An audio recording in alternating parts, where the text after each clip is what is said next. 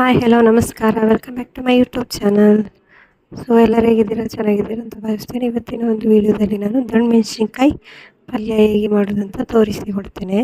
So ಇದು video ಮಾಡುವ ಇದರಲ್ಲಿ ಇರಲಿಲ್ಲ ಆ್ಯಕ್ಚುಲಿ, ಬಟ್ ಆಲ್ರೆಡಿ ಕಟ್ ಮಾಡಿಕೊಂಡು ಈ ಥರ ಆಯಿಲ್ ಹಾಕಿ ನಾನು ಆಲ್ರೆಡಿ ಬಿಸಿ ಮಾಡ್ಕೊಳ್ತಾ ಇದ್ದೆ. ಅದನ್ನು ಒಂದು ಸ್ವಲ್ಪ ಫ್ರೈ ಮಾಡ್ಕೊಳ್ತಾ ಇದ್ದೆ, ಮತ್ತೆ ವೀಡಿಯೋ ಮಾಡುವ ಅಂತ ಅನಿಸ್ತು. ಸೊ ಹಾಗಾಗಿ ವೀಡಿಯೋ ಮಾಡ್ತಾಯಿದ್ದೀನಿ.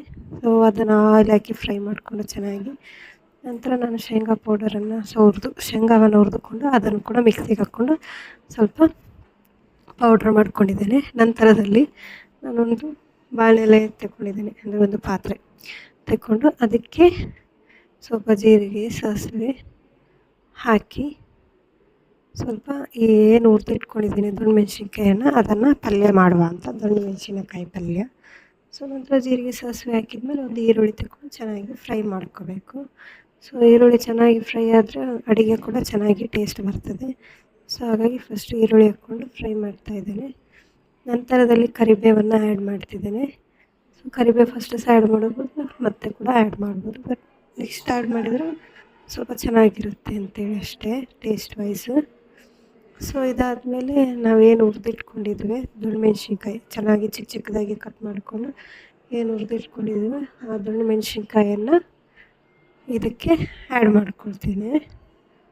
ಸೊ ನೋಡ್ತಿರ್ಬೋದು ಚೆನ್ನಾಗಿ ಆಯಿಲಲ್ಲಿ ಫ್ರೈ ಮಾಡಿದ್ದೇನೆ, ಹಾಫ್ ಫ್ರೈ ಮಾಡಿದ್ದೀನಿ, ಇವಾಗ ಫುಲ್ಲಲ್ಲ, ಅರ್ಧ ಚೆನ್ನಾಗಿ ಫ್ರೈ ಆಗಿದೆ. ಸೊ ಅದನ್ನು ನಂತರ ಇದಕ್ಕೆ ಹಾಕಿ ಚೆನ್ನಾಗಿ ಮಿಕ್ಸ್ ಮಾಡ್ಕೋಬೇಕು. ಈ ರೀತಿ ಚೆನ್ನಾಗಿ ಮಿಕ್ಸ್ ಮಾಡ್ಕೋಬೇಕು.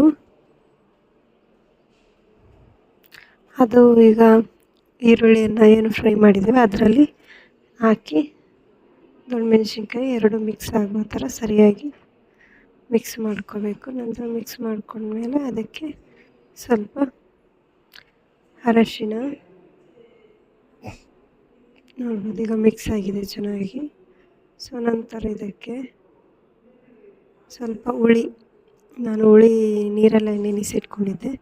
ಸೊ ಅದನ್ನು ಹುಳಿ ಹಾಕ್ಕೊಳ್ತಾ ಇದ್ದೆ. ನಾನು ಸ್ವಲ್ಪ ನೀರಲ್ಲಿ ನೆನೆಸಿಟ್ಕೊಂಡಿರುವಂತಹ ಹುಳಿಯನ್ನು ಆ್ಯಡ್ ಮಾಡ್ತಾ ಇದ್ದೇನೆ. ಟೊಮೆಟೊ ಆ್ಯಡ್ ಮಾಡಿಲ್ಲ, ಸೊ ಅದರ ಬದಲು ಹುಳಿಯನ್ನು ಆ್ಯಡ್ ಮಾಡ್ತಾ ಇದ್ದೇನೆ. ನೆಕ್ಸ್ಟು ಒಂದು ಸ್ವಲ್ಪ ಕಲರಿಗೆ ಅರಿಶಿಣ ಹಾಕಿ ಸ್ವಲ್ಪ ಉಪ್ಪು, ರುಚಿಗೆ ತಕ್ಕಷ್ಟು ಉಪ್ಪು ಹಾಕಬೇಕು.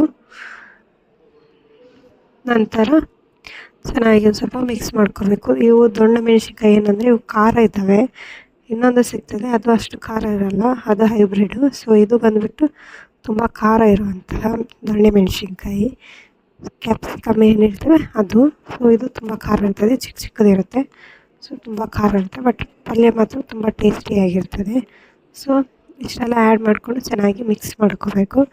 ನಂತರ ನಿಮಗೆ ಬೇಕಾದಲ್ಲಿ ಒಂದು ಸ್ವಲ್ಪ ಚಿಲ್ಲಿ ಪೌಡರನ್ನು ಆ್ಯಡ್ ಮಾಡ್ಬೋದು. ನಾನಿಲ್ಲಿ ಚಿಲ್ಲಿ ಪೌಡರ್ ಆ್ಯಡ್ ಮಾಡ್ತಾಯಿದ್ದೇನೆ, ಒಂದು 2 ಟೇಬಲ್ ಸ್ಪೂನ್ ಆಗೋಷ್ಟು, ಬಿಕಾಸ್ ನಾವು ಖಾರ ಆಲ್ಮೋಸ್ಟ್ ತಿಂತೇವೆ ಜಾಸ್ತಿ. ಸೊ ಹಾಗಾಗಿ ಸ್ವಲ್ಪ ಚಿಲ್ಲಿ ಪೌಡರ್ನ ಆ್ಯಡ್ ಮಾಡ್ತಿದ್ದೀನಿ. ಇದು ಆಪ್ಷನಲ್ಲು, ಬೇಕಾದರೆ ಆ್ಯಡ್ ಮಾಡ್ಕೊಬೋದು, ಇಲ್ಲಾಂದರೆ ಸ್ಕಿಪ್ ಮಾಡ್ಬೋದು. ಇದು ರೊಟ್ಟಿ ಮತ್ತು ಚಪಾತಿಗೆಲ್ಲ ಒಳ್ಳೆ ಕಾಂಬಿನೇಷನ್ ಆಗಿರ್ತದೆ.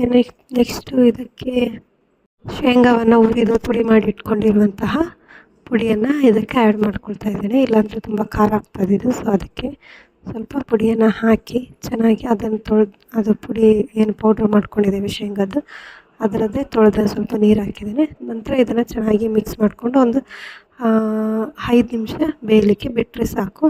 ಸೊ ಪಲ್ಯ ಚೆನ್ನಾಗಿರುತ್ತೆ, ರೊಟ್ಟಿ ಚಪಾತಿ ಅದಕ್ಕೆಲ್ಲ ಚೆನ್ನಾಗಿ ಕಾಂಬಿನೇಷನ್ ಆಗುತ್ತೆ. ಇದು ನಾರ್ತ್ ಕರ್ನಾಟಕದಲ್ಲಿ ಇದನ್ನು ತುಂಬ ಫೇಮಸ್, ಇದು ಚೆನ್ನಾಗಿ ಮಾಡ್ತಾರೆ. ಸೊ ಇದಕ್ಕೆ ಸ್ವಲ್ಪ ಖಾರ ಕಮ್ಮಿ ಆಗಲಿಕ್ಕೆ ಬೆಲ್ಲವನ್ನು ಕೂಡ ಆ್ಯಡ್ ಮಾಡ್ತಿದ್ದೇನೆ. So thank you for watching.